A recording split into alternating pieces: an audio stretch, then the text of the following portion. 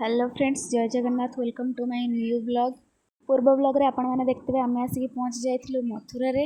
तापर आम रूम जाके फ्रेश होकर आसीगलु इस्कन मंदिर। जेहेतु आम संध्या बेले आसिक इस्कन मंदिर में पहुँचलु से भजन होता से मन बहुत शांति लगे। आपर दिन आम बाहरी गलु राधा बल्लभ, बांके बिहारी एवं ता सहित आहरी बहुत किसी मंदिर बुलायापाई भी आम जाइलु। तो आपण मैंने भी आम सहित चलतु और एंजॉय करवा।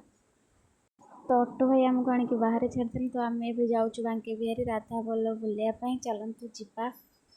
सेदिन जेहेतु दशहरा थिला से आमर दुर्गा माँ का दर्शन भी हो जाता बहुत बढ़िया से। मन बहुत शांति लगे जहाँ दुर्गा माँ का दर्शन भी हो जाता। तापर आम आसी जाइलु बांके बिहारी दर्शन सारापर आम आसीगलु निधिवन बुलायापाई। आ सेठ किसी फोटो फोटो भी उठेलु।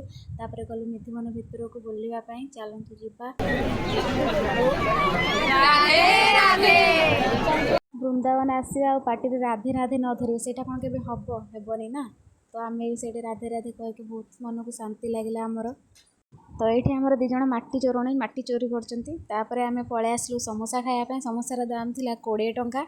तापर आम आसी केसी घाट रू बुली सारापर आम आसी रूम रे रेस्ट करके पुणी संध्या बेले बाहर जाइलु प्रेम मंदिर। कहीं प्रेम मंदिर संध्यार व्यू बहुत सुंदर लगे से आम रूम रे रेस्ट नहीं संध्यारे बाहरी घूर पलि आसलु प्रेम मंदिर बुलवाक।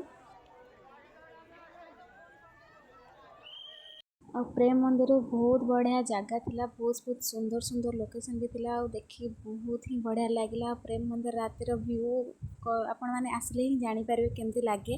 निश्चय थे वृंदावन आसतु आ बुलिकी जिबे। बहुत मजा भी लगे और बहुत मन को शांति भी लगे।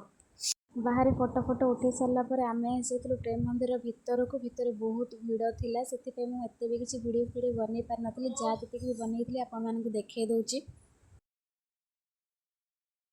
प्रेम मंदिर बुली सारापर रात आम आसी जाइलु राधा रमण जो बहुत ही भिड़ थिला। ब्लॉग टी एंड करुच्ची। भल लगे लाइक शेयर सब्सक्राइब करने को जमारू भूलें।